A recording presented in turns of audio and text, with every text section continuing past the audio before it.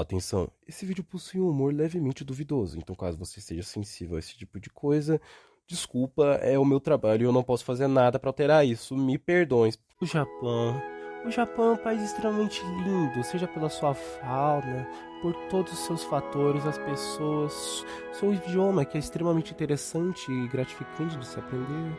É realmente tudo tão lindo, é realmente tudo muito lindo. Porém, antes do Japão ser conhecido por garotas 2D com seios maiores do que uma bola de basquete e algumas coisas meio duvidosas assim, ele foi um país extremamente interessante e isolado, sendo até mesmo um país guerreiro. Então hoje nesse vídeo eu irei resumir todas as 6 eras do Japão, pelo menos as que estavam no site. E eu vou falar períodos, porque é o que também tava no site. Então eu não sei o que tá certo ou o que tá errado aqui. E antes eu só queria pedir desculpas pela minha dicção de merda. Eu não sei falar, mano. Na minha cabeça eu falo tudo bonitinho, mas na hora de falar eu sou um desgraçado. E, por favor, assim, professora, se não for pedir muito assim, dá nota 10 pra mim.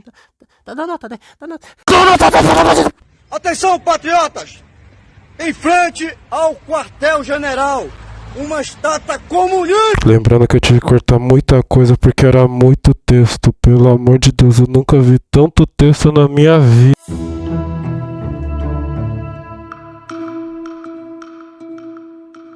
O primeiro período histórico do Japão é o período Jomon, que nos abrange dos anos 14.500 até 300 a.C. O nome desse período deriva da cerâmica característica produzida naquele tempo, os vasos mais antigos do mundo, os quais eram revestidos por cordas como decoração, ou Jomon. Que daí que vem o nome. Basicamente, eles se difundiram em 4 ilhas principais, sendo essas Hokkaido, Honshu, Shikoku e Kyushu, eventualmente para centenas de ilhas menores que constituem o Japão hoje em dia. Os primeiros sinais de agricultura aparecem desde 5.000 anos a.C. e o considerado mais antigo povoado em Sanai, Maruyama, por volta de 3.000 anos a.C., prevalecendo até 2.000 a.C. As populações aparentemente concentravam-se em áreas literais e registravam por volta de 100.000 a 150.000 habitantes pelas ilhas. Além disso, as pessoas viviam pela caça no estilo jogador de Minecraft após criar um mundo, ou seja, com ferramentas de madeira e preda, basicamente.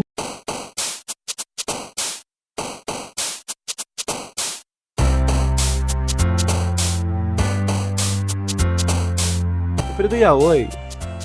Calma, Yaoi não! O período Yayoi.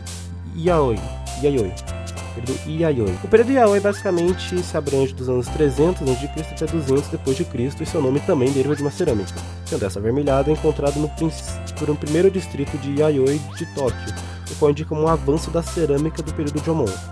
Por volta de mais ou menos os 400 anos a.C., os migrantes começaram a chegar da Ásia continental, especialmente a Península Coreana, motivada provavelmente pelas guerras devido à expansão chinesa e outros reinos rivais. A nova chegada conquistou e integrou com pessoas indígenas, trazendo com eles nova cerâmica, bronze, ferro, técnicas aprimoradas do manuseio com metal, produção de ferramentas mais eficientes para a agricultura e uma melhora de seus armamentos e armaduras. Bom, basicamente os caras chegaram lá e eles falaram. E os caras só responderam.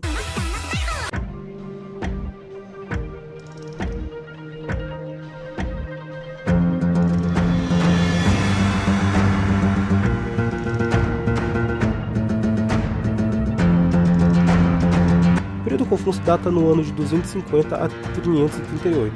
A partir daqui, todos os anos vão ser considerados depois de Cristo, beleza?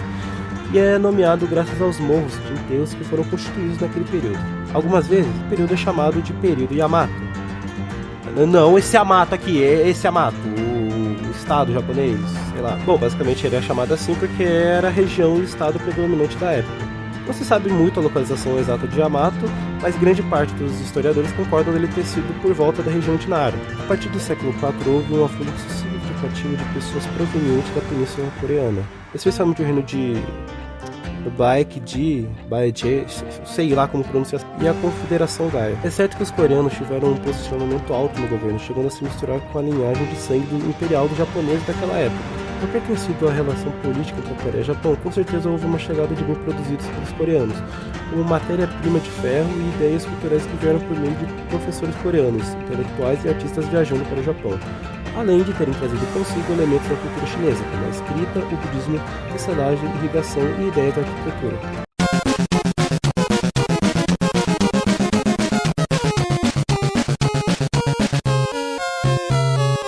O período Asuka nos abrange no ano de 538 a 710.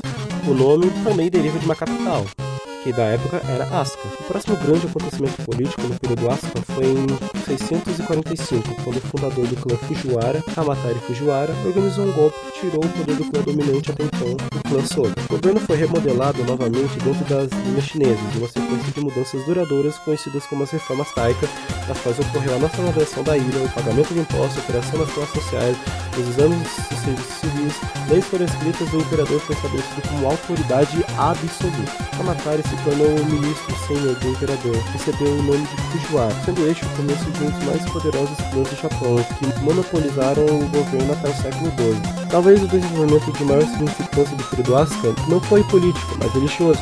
A introdução do budismo ao Japão foi por volta do século VI. O budismo em geral foi bem aceito pela elite do Japão, tendo ajudado a subir o status cultural do Japão como uma nação desenvolvida aos olhos de seus vizinhos influentes, no caso, a Coreia e a China. Shotoku, ou Shotoku, não sei o nome dele, foi mal, enviou a embaixada oficial para a Corte Sui na China a partir de 607, dando continuidade pelo século VII. No entanto, as relações com os vizinhos do Japão nem sempre foram amigáveis. O reino Silla invadiu seu vizinho Baekje em 660 com forte ajuda na força naval da dinastia chinesa de Tang. O nome dele é realmente Tang. A força rebelde de Baekje persuadiu o Japão a enviar 800 navios para auxiliar na tentativa de recuperar o controle de seu reino, mas a força suplementar foi derrotada com a Batalha de Baegang em 663. O sucesso do reino unificado de Silla resultou em outra onda de imigrantes adentrando para o Japão com a queda dos reinos Baekje e Goguryeo.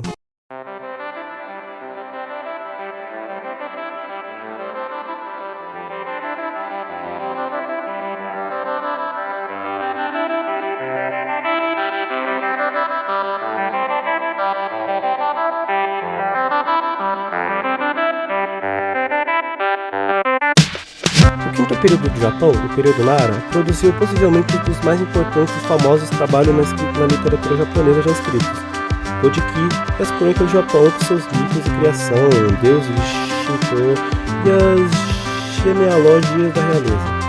Juntamente houve o conjunto de poesias Manyoshu, primeiro de muitos do Japão, compilado desde 760. Em contraste com as artes, as pessoas comuns apenas viviam as suas vidas. A agricultura ainda dependia de ferramentas primitivas, já que não havia terra suficiente preparada para plantações, e a técnica de irrigações era insuficiente para prevenir o fracasso de uma colheita e surto de fome. Sendo assim, a maioria dos japoneses preferiu obter maior segurança ao trabalhar por aristocratas com prioridade rural. A corte, além de enfrentar os desastres naturais, tinha poucos recursos após muitos terrenos de aristocratas e templos terem recebido isenção de impostos. Nara também foi atingida por conflitos internos por favores e posições entre a aristocracia. E as políticas estavam indevidamente sendo influenciadas pelos templos budistas situados na cidade. Consequentemente, o imperador Kamu mudou a capital novamente, um movimento que aclamou a próxima era de ouro da história japonesa.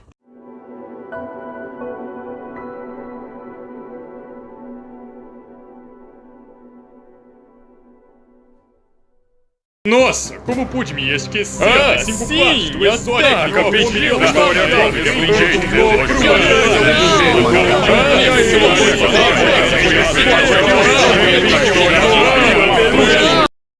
Bem, o período Heian abrange desde 794 até 1185 e é nomeado por conta da capital daquele tempo. Na corte, o imperador, ainda que considerado divino, se aliou com burocratas poderosos que vieram de uma família, o clã Fujiwara. O que enfraqueceu a realeza foi o fato de muitos imperadores terem tomado o trono quando crianças, então eram governados por um regente, normalmente representado por um representante da família Fujiwara. Quando o imperador se tornava adulto, ele ainda era aconselhado por um novo cargo, o Kanpaku, o qual garantia que os Fujiwara ainda mantinham as normas políticas. O período é marcado por suas conquistas culturais, tal qual a criação da escrita japonesa, conhecido também como os alfabetos Hiragana e Katakana, utilizando dos caracteres chineses, principalmente na fonética, permitindo a criação da primeira novela do mundo, o romance do Genji, por Murasaki Shikibu. O líder do clã Minamoto Yoritomo recebeu logo em seguida o título de shogun pelo imperador, e seu governo seria a porta para a entrada da era medieval da história japonesa, com o período Kamakura, também conhecido como Shogunado Kamakura, quando o governo japonês foi dominado pelo exército.